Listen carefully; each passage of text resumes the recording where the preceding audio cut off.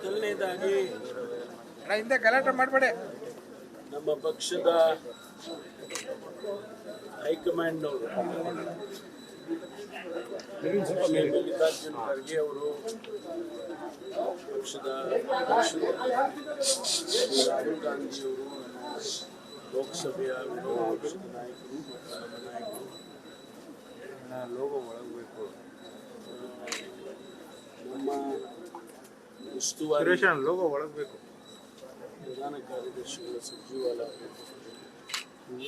ಮತ್ತು ನಮ್ಮ GS ಪ್ರಧಾನ ಕಾರ್ಯದರ್ಶಿಗಳು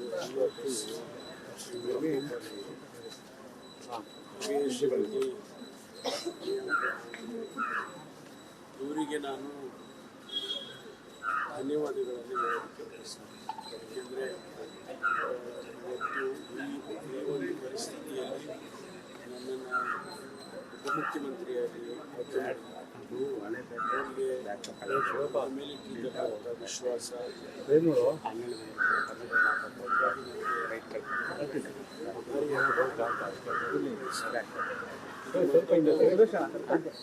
ಅವಕಾಶ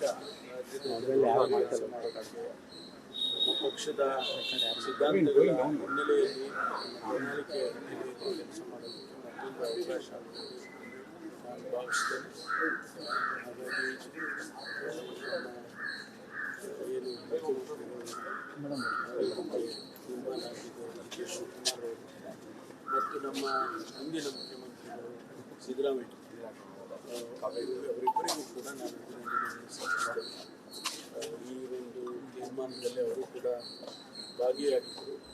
ಹಾಗಾಗಿ ಅವರಿಗೂ ಕೂಡ ನಾನು ಧನ್ಯವಾದಗಳನ್ನು ಈ ಸಂದರ್ಭದಲ್ಲಿ ಸಲ್ಲಿಸೋದಕ್ಕೆ ಬಯಸ್ತೇನೆ. ಸರ್, 2 ಬಾರಿ KPCC ಅಧ್ಯಕ್ಷರಾಗಿರಿ, ಪ್ರಣಾಳಿಕೆ ಸಮಿತಿ ಅಧ್ಯಕ್ಷರಾಗಿ ಪಕ್ಷವನ್ನು ಅಧಿಕಾರಕ್ಕೆ ತಂದ್ರಿ. ಆದರೆ ಮುಖ್ಯಮಂತ್ರಿ ಆಗ್ತಾರೆ ಪರಮೇಶ್ವರ್ ಅವರು ಅಂತಾನೆ ಇತ್ತು. ಪಕ್ಷದಲ್ಲಿ ಕೂಡ ಚರ್ಚೆ ಆಯಿತು. ಕೊನೆ ಕ್ಷಣದಲ್ಲಿ ಏನಾಯ್ತು ಸರ್? ಇದೆಲ್ಲ ಪಕ್ಷದ ತೀರ್ಮಾನ. ನಾನು ಶುರುವಿನಿಂದನೂ ಹೇಳ್ಕೊಂಡೇ ಬರ್ತಾ ಇದ್ದೆ, ನಮ್ಮ ಹೈಕಮಾಂಡ್ನವ್ರು ಏನು ತೀರ್ಮಾನ ಮಾಡ್ತಾರೆ ಅದಕ್ಕೆ ನಾವೆಲ್ಲ ಬದ್ಧವಾಗಿರ್ತೀವಿ. ಹೈಕಮಾಂಡ್ನವ್ರ ತೀರ್ಮಾನ ಅಂತಲೇ ಹೇಳ್ಕೊಂಡು ಬಂದಿದ್ದೆ. ಹಾಗಾಗಿ ನಿಜ ಮುಖ್ಯಮಂತ್ರಿ ಆಗಬೇಕು ಅಂತ ಹೇಳಿ ನನಗೂ ಕೂಡ ಆಸೆ ಇತ್ತು. ಆದರೆ ಹೈಕಮಾಂಡ್ನವರು ಏನು ತೀರ್ಮಾನ ಮಾಡ್ತಾರೆ ಅದನ್ನು ನಾವು ಪಕ್ಷದ ಶಿಸ್ತಿನ ಸಿಪಾಯಿಗಳಾಗಿ ಒಪ್ಕೋಬೇಕಾಗ್ತದೆ. ಆ ರೀತಿ ಅವರಿವತ್ತು ನನಗೆ ಉಪಮುಖ್ಯಮಂತ್ರಿ ಮಾಡಿದ್ದಾರೆ ಅಂತ ಹೇಳಿದರೆ ನಾನು ಅದನ್ನು ಒಪ್ಪಿದ್ದೇನೆ. ಜನಗಳಿಗೆ ಕೆಲಸ ಮಾಡೋದಕ್ಕೆ, ರಾಜ್ಯದ ಕೆಲಸ ಮಾಡೋದಕ್ಕೆ ಅವಕಾಶ ಇದೆ.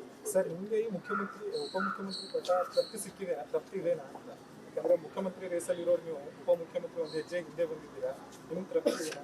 ಈ ಜನಗಳ ಸೇವೆ, ರಾಜ್ಯದ ಸೇವೆಯನ್ನು ಮಾಡೋದಕ್ಕೆ ಯಾವ ಸ್ಥಾನ ಆದರೂ ಒಳ್ಳೆಯದಲ್ವ, ಅದೊಂದು ಅವಕಾಶ. ಹಾಗಾಗಿ ಉಪಮುಖ್ಯಮಂತ್ರಿ ಸ್ಥಾನದಲ್ಲಿ ಇದ್ಕೊಂಡು ಕೆಲಸ ಮಾಡುವುದನ್ನು ಆ ರೀತಿ ಕಡೆಗಣಿಸುವಂಥ ಪ್ರಶ್ನೆನೇ ಇಲ್ಲ. ಸಂದೇಶ ಸಹಜವಾಗಿ ಆ ರೀತಿ ಹೋಗುತ್ತೆ. ಯಾಕೆಂದ್ರೆ ಕಡೆಗಣಿಸಿದ್ರಿ ಅಂತಕ್ಕಂಥದ್ದು ಒಂದು ಅಪವಾದ. ಕಡೆಗಣಿಸುವಂಥ ಪ್ರಶ್ನೆನೇ ಇಲ್ಲ.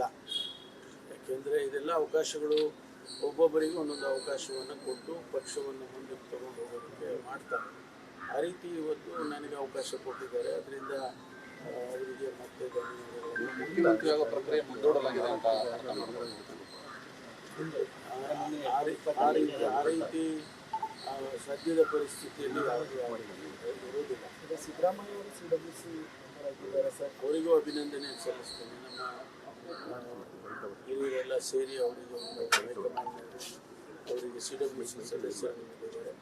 ಅದಕ್ಕೂ ಕೂಡ ನಾನು ಧನ್ಯವಾದಗಳನ್ನು. ಸಿದ್ದರಾಮಯ್ಯ ಅವರು ರಾಷ್ಟ್ರ ರಾಜಕಾರಣದಲ್ಲೇ ಮುಂದುವರಿತಾರೆ ಸರ್, ಅಥವಾ ರಾಜ್ಯ ರಾಜಕಾರಣದಲ್ಲಿ ಸಕ್ರಿಯವಾಗಿರ್ತಾರೆ? ಅದನ್ನು ಅವರಿಗೆ ಕೇಳಬೇಕು. ಗೃಹ ಸಚಿವರಾಗಿ ನಿರ್ವಹಿಸಿದ್ದಾರೆ. ಈಗ ಯಾವುದೇ ಯಾವ ಖಾತೆ ಕೊಡ್ತಾರೆ ಅಂತ ನನಗಿನ್ನೂ ಗೊತ್ತಿಲ್ಲ. ಯಾವ ಖಾತೆ ಕೊಟ್ಟರು ಕೆಲಸ ಮಾಡ್ತೀನಿ. ಯಾವ ಖಾತೆ ಕೊಟ್ಟರು ಮುಂದುವರೆದ್ರೆ ಅದರಲ್ಲೇ ಕೆಲಸ ಮಾಡ್ತೀನಿ. ಇಲ್ಲ ಅಂದರೆ ಬೇರೆ ಖಾತೆ ಕೊಟ್ಟರೆ ಆ ಖಾತೆಯಲ್ಲಿ ಕೆಲಸ ಮಾಡ್ತೀನಿ. ನ್ಯೂಸ್ ಫಸ್ಟ್, ನಿರ್ಭೀತಿಯಿಂದ ನಿಮ್ಮ ಪರವಾಗಿ.